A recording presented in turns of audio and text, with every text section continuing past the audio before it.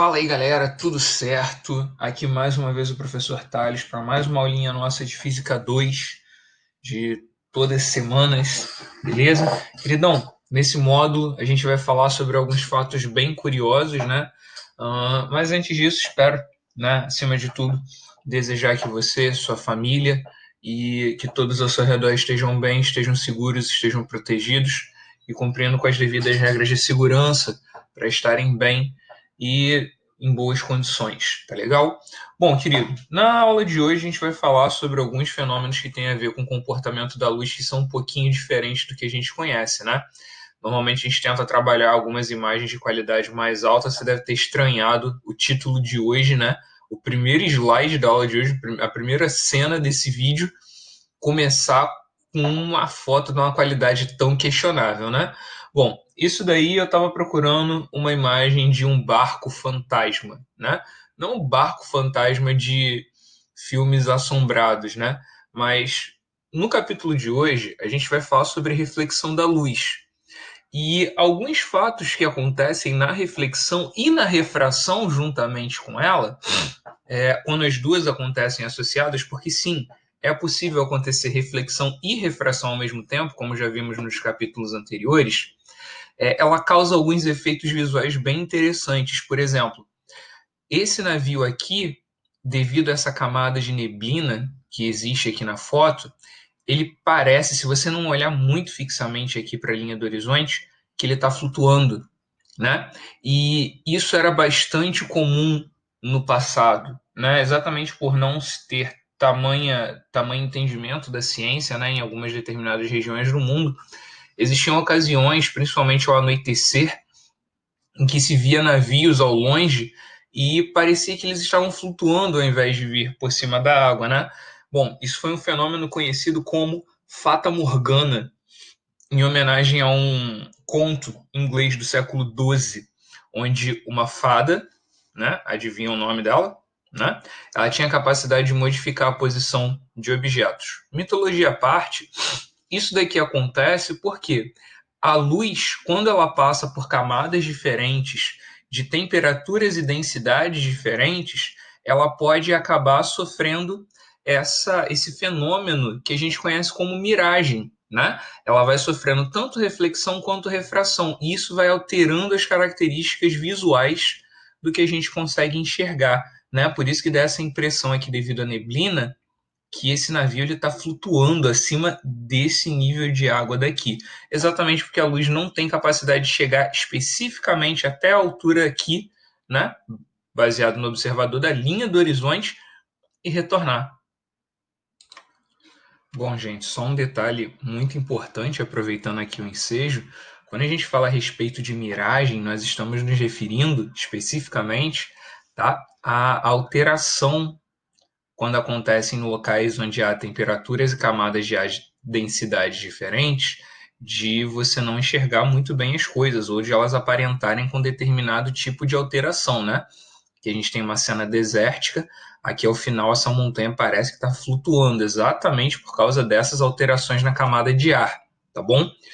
Não o caso da miragem dos desenhos animados, que muitas vezes são frutos da alucinação de um pica-pau, beleza? Então, só para te lembrar, quando a gente fala de miragem em física, a gente está falando sobre esse tipo de alteração visual, não uma alucinação, beleza? Bom, dando prosseguimento, para a gente falar sobre isso, sobre esse fato, né, da reflexão e da refração acontecerem simultaneamente, eu queria que você pensasse um pouco sobre um comparativo de meios muito específico que a gente conhece muito bem, que é o comparativo ar-água, tá bom? Quando você pensa no meio conhecido como água, é um meio homogêneo, é um meio transparente, então a luz se propaga nele? Sim, se propaga. Dá para a gente pensar no interior de uma piscina, né? E conforme a gente pode enxergar aqui, esse interior é iluminado, dá para enxergar aqui dentro. Se você fizer isso, obviamente, sem um óculos adequado, você percebe que fica um pouco embaçado. E esse embaçamento, né, devido ao que a gente viu nos capítulos anteriores, se dá devido ao fato de haver uma mudança de velocidade da luz, né? Bom, especificamente essa mudança acontece porque não existem aqui, pelo menos não existe nenhuma lâmpada interna na piscina, então a gente entende que a luz está vindo do ar. Isso e o fato de que todas essas raias aqui, se você observar, elas têm suas sombras no fundo da piscina. Então a gente entende que tem uma iluminação vindo daqui, do lado de fora da água. Então, nós temos aqui o que chamamos de um dióptro ar-água, onde a luz vai do ar para a água.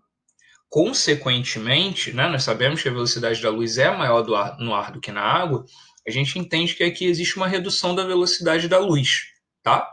Detalhe, uma coisa que eu queria chamar a sua atenção, dá uma olhada aqui em cima nessa figura, tá? Isso daqui, se você reparar, nada mais é do que o reflexo dessas raias aqui, tá bom? Dessas raias não, da sombra da raia aqui, né? A continuação dela para a marcação de cada parte, dessa marcação, né? Lembre-se então que esse desenho daqui de cima é um reflexo desse, tá bom? Você percebe isso aqui em algumas partes do desenho. Lembra dessa informação? A gente vai falar disso daqui a pouco, tá bom? Isso vai ser uma parte muito importante da nossa aula. Mas, pensando na questão da redução de velocidade, o que isso configura para a gente? Bom, quando a gente olha de fora da piscina, a impressão que a gente tem é que ela é mais rasa do que ela realmente é, né? Lembrando, né? A piscina está cheia de água, água é um meio transparente, é um meio homogêneo e ela está praticamente em repouso, né? Você não percebe que há uma grande movimentação da água, primeiro porque isso é uma foto, não um GIF ou um vídeo, e segundo, porque, bom, dá para notar aqui que o reflexo das lâmpadas, né? Ele está muito bem claro, está muito bem objetivo, pensando aqui nessa iluminação. Então, provavelmente isso é um ginásio, um ambiente completamente fechado, tal, dentro das adequações. Então, entenda, aqui eu tenho um dióptro com a superfície da água, né? Uma separação de dois meios. Em cima da água eu tenho ar, né? Embaixo dessa superfície, embaixo do ar, no caso, eu tenho a água. Beleza? É uma separação de dois meios e a gente pode considerar que essa separação é praticamente plana. Beleza? Isso daí tem um nome. E esse nome ele é associado ao fato dessa alteração na imagem, né? Dessa profundidade aparente ser menor do que ela realmente é. Isso é o que nós chamamos de dióptro plano, tudo bem? Que é parte fundamental da nossa aula. Alguns dos nossos principais cálculos vão vir dessa definição aqui, tá bom? Conforme aqui na imagem ao lado, você tem a separação vista lateralmente entre o ar e a água, né? E aqui uns seres vivos bonitinhos para ajudar na nossa aula, né? Então, o que é um dióptro plano, né? Di vem de dois, óptro, meios luminosos. Então, o dióptro plano ele é definido como um sistema formado por dois meios homogêneos e transparentes, tá bom? Dióptro, dois meios, tá bom? O que eu quero chamar a sua atenção, o que a gente precisa lembrar é que, bom, se esses meios são homogêneos e transparentes, aqui você tem que voltar lá na introdução à ótica e trabalhar um dos primeiros princípios que a gente falou da ótica geométrica. Em meios homogêneos e transparentes, a luz ela sempre se propaga em linha reta. Só que a questão é, a linha reta debaixo da água não é igual à linha reta acima dela. Tudo bem? Como existe refração, há mudança de velocidade. E isso daí a gente representa com linhas retas? Sim, mas com inclinações diferentes, tal qual a gente faz em todos os desenhos sobre questões a respeito de refração. Tá legal, gente? Pensando nisso, já que nós teremos dois meios, a gente tem que definir alguns pontos. Que pontos são esses? O primeiro deles é que, tendo dois meios, nós teremos dois índices de refração diferentes, tá bom? Um índice de refração vai ser onde vai estar o nosso objeto e outro onde vai estar o observador. Quem vê e o que é visto, tá bom?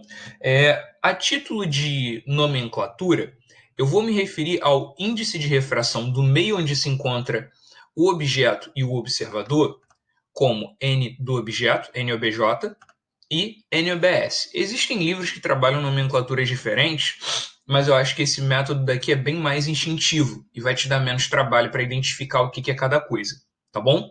E assim como nós temos dois índices de refração, eu quero que você entenda que nós teremos também duas distâncias. Por quê? Vai parecer que o objeto ele se encontra em um local, quando na verdade ele estará em outro. né? Como o dióptro plano ele dá essa ilusão de mudar a distância, o objeto ele possui uma posição real, mas ele é visto em uma posição aparente, tá bom?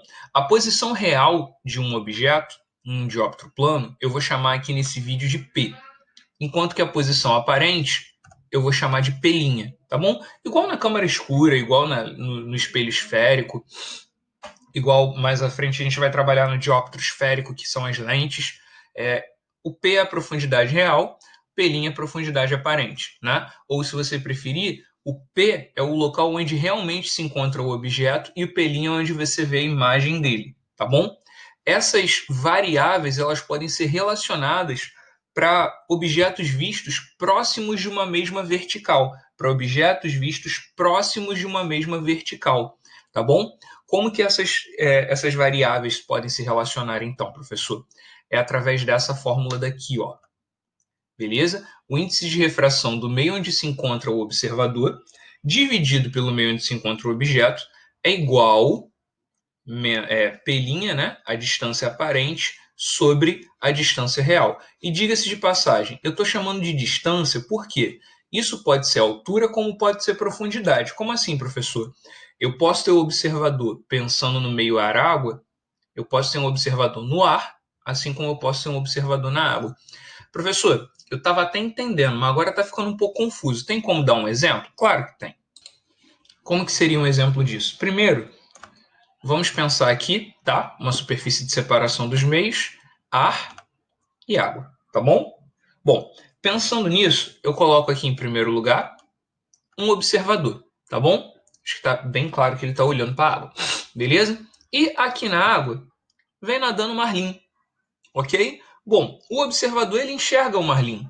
Então, qual seria a trajetória da luz? Bom, provavelmente a luz seria refletida pelo marlim, já que ele não tem luminosidade própria, né? O dia está claro, então ele reflete a luz.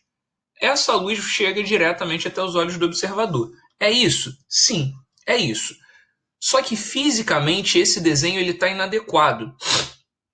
Por que ele está inadequado, professor? Bom, o fato da luz sair do marlim e passar direto para os olhos do observador, sem sofrer mudança, isso daqui se chama de continuidade ótica, tá? Isso só acontece se o observador estivesse aqui, em cima da reta normal. Aí haveria continuidade ótica, ou se o índice de refração do ar e da água fossem iguais, mas não é. O índice de refração do ar é menor do que o da água, ou seja, quando a luz sai da água e vai para o ar, ela ganha velocidade, ela se afasta da normal, ou seja, fisicamente falando, um desses dois raios está errado e o marlim não está nessa posição, beleza? Para quem não sabe, eu estou chamando esse cara de marlim, tá? Você assiste Procurando Nemo depois, tá bom? Então, voltando aqui, o que vai acontecer? Esse raio de luz está se propagando no ar em linha reta e está chegando até os olhos do observador. Então a gente vai entender que provavelmente o problema está acontecendo aqui na água, né? Eu tenho que entender que esse ângulo daqui de refração ele tem que ser maior do que esse de incidência. Bom, para esse ângulo daqui ser maior do que esse, o que tem que acontecer? Essa inclinação dessa reta tem que diminuir, ela tem que estar mais próxima da normal, ou seja, o marlim está mais para baixo. E essa daqui é a trajetória que a luz segue. Ah, professor, e essa outra trajetória daqui? Bom, isso daqui é o que a gente chama de trajetória aparente, né? Distância aparente. Essa linha que eu estou fazendo aqui, que eu estou tentando, né? Isso daqui seria o P'.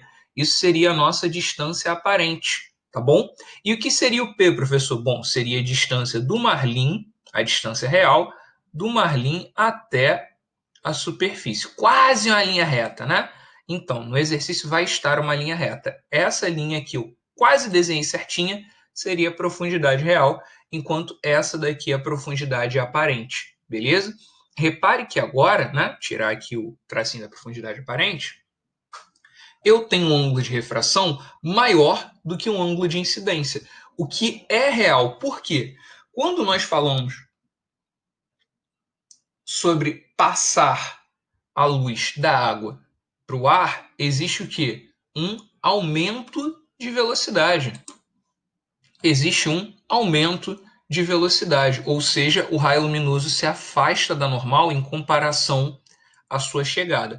Ou, se você preferir, né, o caminho contrário, se ele sai com esse ângulo maior, ele tem que chegar com um ângulo menor. Por quê? Porque está indo da água para o ar. Tá legal? Agora, é possível acontecer o oposto? É possível que o Marlin observe o observador? É claro que é, né? E aí você simplesmente colocaria essas duas retas orientadas em sentido oposto. Ou em uma situação diferente, né, para te explicar como que essas retas iriam se formar, eu fiz outro esquema. Continuando com o dióptro ar-água, repare, se eu coloco aqui um mergulhador, tá bom? E aqui em cima um pedioto, um passarinho, tá? Caso você não tenha referência de onde veio esse indivíduo daqui, beleza? Bom, considerando aqui que ambos refletem luz, as águas são cristalinas, é possível que o mergulhador observe o pássaro, qual seria o caminho seguido pela luz? Bom, aparentemente, né, desenhando aqui a reta normal, a luz faria isso daqui, beleza? Então, o pedioto seria visto a essa determinada altura, né? Vamos tentar, vamos ver se o professor consegue. Essa daqui seria a altura onde o pedioto é visto, que de novo não deu muito certo fazer a linha reta, né? Isso daqui seria o nosso pelinha, beleza?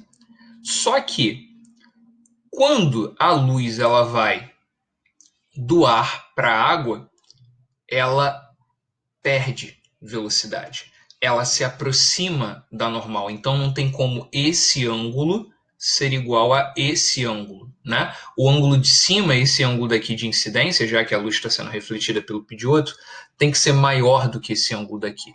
Conclusão: diferente do Marlin, que estava mais longe da superfície, o pedioto ele estará onde? Mais perto da superfície, fazendo com que o ângulo de incidência dele seja maior do que o ângulo de refração. Esse ângulo de cima maior do que esse ângulo de baixo. Consequentemente, opa, tá aqui, ó. Essa distância daqui, eita, foi quase, né? Essa distância daqui que seria o P, a altura real, né, ou a distância real de onde ele voa. Lembrando, gente, P e pelinha sempre são feitos com relação ao nível da separação do dióptero, tá? É aqui na separação do ar para a água, beleza? Então, essa daí seria a posição real do pedioto, ok? Com relação ao mergulhador. Lembrando, P e pelinha são marcados com relação à separação dos meios luminosos, ok? A gente pode tirar ali outra reta. Esse é o ângulo de refração, esse é o ângulo de incidência, né? Lembrando, se você comparar aqui os dois, o raio luminoso se aproxima da normal, tá bom? Professor, tem exemplo de como isso cai em prova, em exercício? Tem questão? Tem questão sim. Tem questão sim. Obviamente, né, que existe uma redução de velocidade. Como vocês haviam pedido, passando para a questão, vamos lá. No fundo de uma piscina, há uma pedrinha a 2 metros de profundidade. Bom, ela está a 2 metros de profundidade real. Considerando 4/3 o índice de refração da água, qual a profundidade aparente, eu quero saber o pelinha, dessa pedra para uma pessoa que se encontra fora d'água nas vizinhanças verticais da vertical que passa pela pedra. Ou seja, a gente pode usar o que acabou de aprender, tá? Sempre que o enunciado falar algo parecido com nas vizinhanças da vertical ou próximo da vertical de onde se encontra a pedra, é válido utilizar essas comparações que nós fizemos, esses exercícios aí teóricos que nós falamos, tá? Bom, então, pegando aqui os valores, eu sei que a profundidade real são 2 metros, quero saber a aparente. O objeto se encontra na água, então o índice de refração do meio do objeto é 4/3 e o observador está passando fora da água. Bom, dá de se imaginar que o observador está passando pelo ar. Logo, o índice de refração do observador vale 1. Lembrando, você tem que saber que o índice de refração do ar é 1, tá? Do ar e do vácuo. Então, pega a fórmula, substitui. Índice do observador é 1, do objeto 4/3. Pelinha sobre 2. Multiplicou cruzado, pelinha vai dar 1,5 metros. Lembrando, sempre que o objeto está na água, ele parece que está mais raso, né? O pelinha sempre tem que ser menor do que o P. Então, o objeto vai estar a 2 metros, mas vai parecer para o observador que ele está a 1,5 metro. Beleza? É isso, pessoal. É isso. Tá bom? Se fosse ao contrário, eu poderia usar o mesmo princípio? Claro, só teria que substituir quem é o observador, quem é o n do observador e quem é o n do objeto. Tá bom? Existem livros que falam de D1 e D2, N+, e N-, aí você tem que fazer uma análise um pouco mais longa. Eu acho que esse método, esse uso dessa fórmula nessa apresentação é o mais prático. Tá legal? Bom, outro exercíciozinho, tá? Aqui. Um canhão de luz foi montado no fundo de um laguinho artificial. Quando o lago se encontra vazio, o feixe produzido corresponde ao representado na figura. Ele não sofre alteração nenhuma. Quando cheio de água, aí vai sofrer alteração. Por quê? Porque a luz vai vir da água para o ar. O índice de refração da luz na água é maior do que no ar, ou seja, a velocidade é menor, né? O esquema que melhor representa o caminho a ser seguido pelo feixe de luz é: ok, a luz ela vai mudar o caminho dela. Como que a gente poderia representar isso? Bom, uma tentativa que eu fiz aqui foi colocar o laguinho cheio. O que ia fazer? Se a gente analisar só um pedaço aqui da figura, né, o que vai ocorrer com ela? Bom, aqui eu posso fazer uma reta normal e eu sei que quando a luz ela vai de um meio que tem um N maior para um N menor, ou seja, do mais refringente para o menos refringente, ou se você preferir, do meio de menor velocidade para o de maior velocidade, o que vai acontecer com a luz? Ela vai se afastar da reta normal. Então, esse fachozinho daqui de luz, ele vai chegar mais para o lado. Consequentemente, esse outro daqui também, né? Eles vão chegar mais, vão ter uma inclinação maior aqui para a direita. Então, eles vão fazer isso, tá bom? Bom, quem tem uma trajetória mais parecida com isso daqui das alternativas é a letra B. Tá legal? Então, esse é o procedimento seguido para fazer uma questão dessa, tá? Tanto na teórica quanto nos cálculos. Beleza? Bom, queridão, para a gente dar continuidade para isso, lembra que eu falei sobre a questão do reflexo do desenho da separação das raias na água da piscina? Lembra que a gente falou disso? Aqui, sobre essa parte daqui da imagem, que aqui você consegue ver o reflexo do que está aqui embaixo.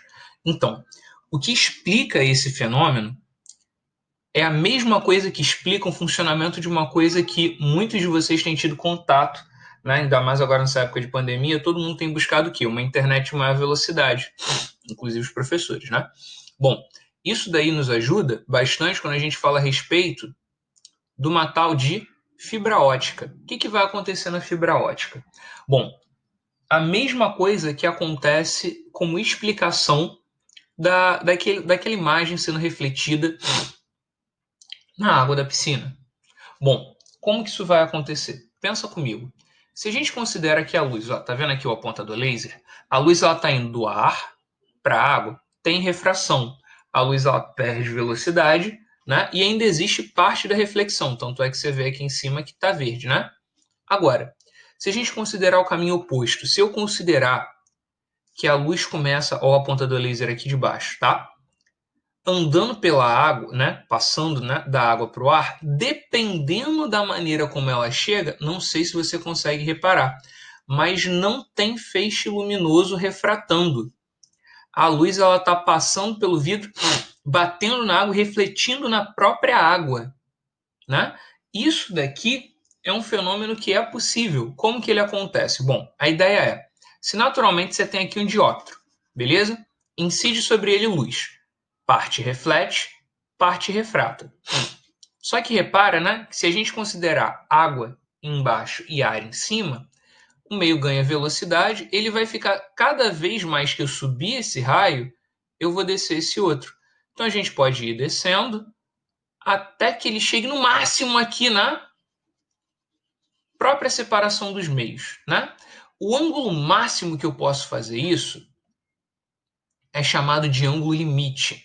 É o ângulo que faz, né? A gente chama de ângulo L, é o ângulo que faz com que o raio refratado ele tenha 90 graus, tá bom? 90 graus com a reta normal.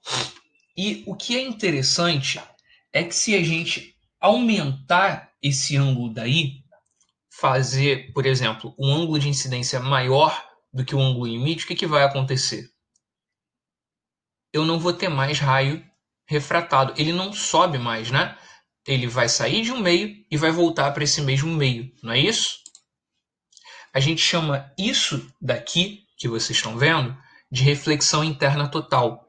É por isso que a gente consegue utilizar a fibra ótica, porque o conteúdo interno dela faz com que a luz ela reflita ao longo daquela fibra por inteiro, havendo menores perdas. É por isso que quando a gente fala a respeito da questão da piscina, né, na imagem falada, você consegue enxergar tudo, né, de reflexo ali na própria superfície de separação da água, das separações das raias, tudo bem?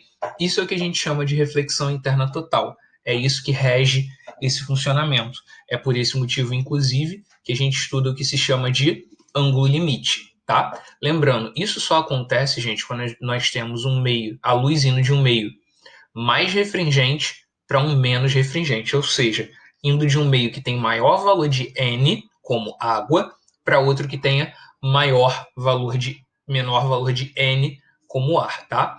Do maior para o menor. Quando a luz ela diminuiria de velocidade, tá? Bom, tem como a gente calcular o valor desse ângulo L? Tem. Bom, pela lei de Snell-Descartes, que a gente viu anteriormente, qual é a ideia? Nesse exemplo que a gente falou, ela está saindo da água, indo para o ar. Então é um N maior, né? Está indo de um N maior para um N menor. Vou substituir N1 e N2 por N mais e N menos. Detalhe que eu quero que aqui eu tenha um ângulo, para encontrar o ângulo limite, eu quero que esse ângulo daqui seja de 90 graus, né? Eu quero que ele refrate fazendo 90 graus com a superfície. Beleza? Substituir aqui. Então, eu vou chamar o ângulo de incidência, esse seno de θi, como seno de θl. Seno de 90 vale 1. Jogo N mais para o outro lado. Né? Aqui, seno de 90 vale 1. Chamei de seno de L como limite. E jogo N mais para o outro lado. Né? Que N menos vezes 1 vai dar N menos. Então, é assim que a gente calcula o ângulo limite. Tá legal? É assim que a gente calcula o ângulo limite.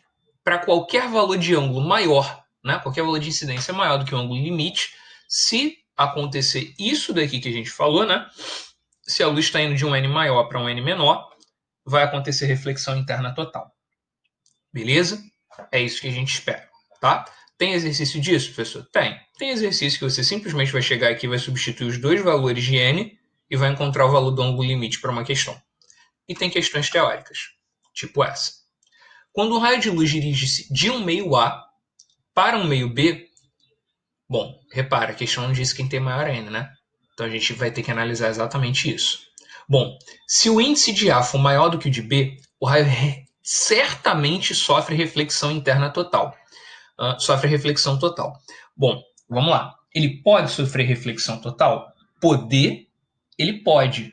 Mas isso não acontece sempre em qualquer situação. A única maneira disso acontecer é se o ângulo de incidência for maior ou igual ao ângulo limite, tá bom?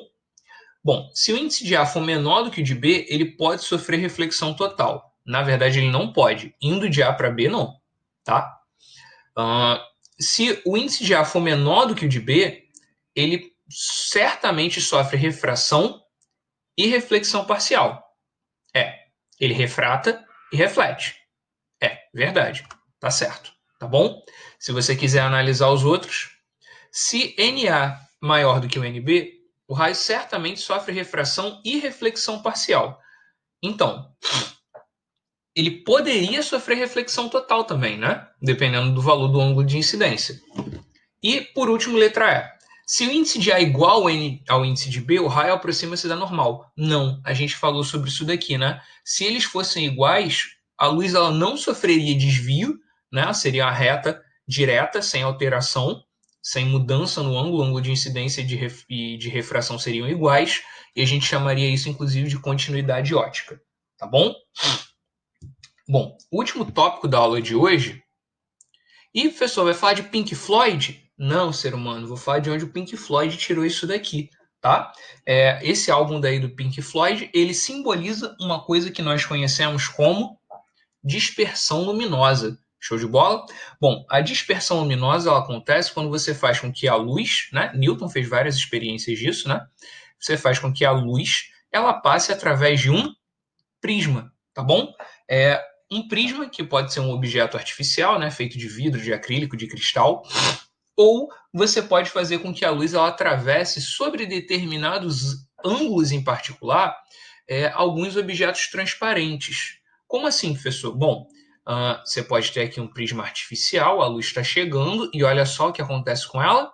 Da mesma forma que na imagem anterior, ela está sendo dividida em vários comprimentos de onda, né? Você vê aqui o vermelho, o amarelo, uma tonalidade meio roubada aqui de verde, né? Aqui o laranja entre o amarelo e o vermelho. Aqui do verde você vai para uma tonalidade de azul. E se forçar muito a vista, tu vê alguma coisa meio roxa, né? Na verdade, meio violeta. Bom, de qualquer maneira, isso é uma possibilidade, né? Com um prisma diretamente. Mas quando você pega uma mangueira e vai lavar o quintal, talvez você já tenha visto que você consegue montar um arco-íris, né? Ao longo da sua varanda, quando a luz ela atravessa a água da mangueira ou da chuva, né? O arco-íris nada mais é do que uma representação da dispersão luminosa. Isso daí a gente também consegue observar, para quem tem o costume, quando você frequenta uma cachoeira. Por existirem inúmeras gotículas de água suspensas aqui, a luz elas a atravessa e acaba sendo dispersada, né? Dividida, você divide a luz branca em todas as demais cores aqui presentes, tá? O que eu quero que você saiba sobre a dispersão luminosa é que, bom, com a luz branca ela acontece em torno de 42 graus, tá? E uma coisa muito importante, tá? Voltando aqui na ideia da dispersão luminosa, é que a partir do momento que você divide a luz branca nos demais comprimentos de onda, né, nas demais cores do arco-íris, conforme você pode perceber aí, cada comprimento de onda vai possuir um índice de refração diferente, tá bom? Então a luz vermelha tem um valor de N, a laranja tem outro valor, a amarela tem outro valor, o verde, o azul, o ciano, o violeta, cada um deles vai ter um índice de refração diferente. E uma curiosidade muito importante, né, algo que é bom que você saiba a respeito disso, é que o índice de refração do vermelho vai possuir o menor valor de N e o índice do azul e do violeta vão possuir o maior valor de N. Tá? Isso se explica pelo fato da cor azul ela ter maior facilidade de espalhamento. Inclusive, na atmosfera a gente percebe isso. Né? Quando o Sol está em uma posição bem alta para a gente, né, você vê o Sol da cor azul, porque o nosso olho não tem uma sensibilidade muito grande para o violeta. Agora, conforme ele vai se pondo, você consegue ver variações do amarelo ao vermelho, dependendo de onde você puder olhar para o pôr do sol. Beleza? Gente, esse módulo ele fala sobre esses assuntos. Eu espero que a aula tenha sido interessante e instrutiva para você. Beleza? Fica aqui um desejo de bons estudos e de que vocês, como falado no início do vídeo, se mantenham bem em segurança. Tá?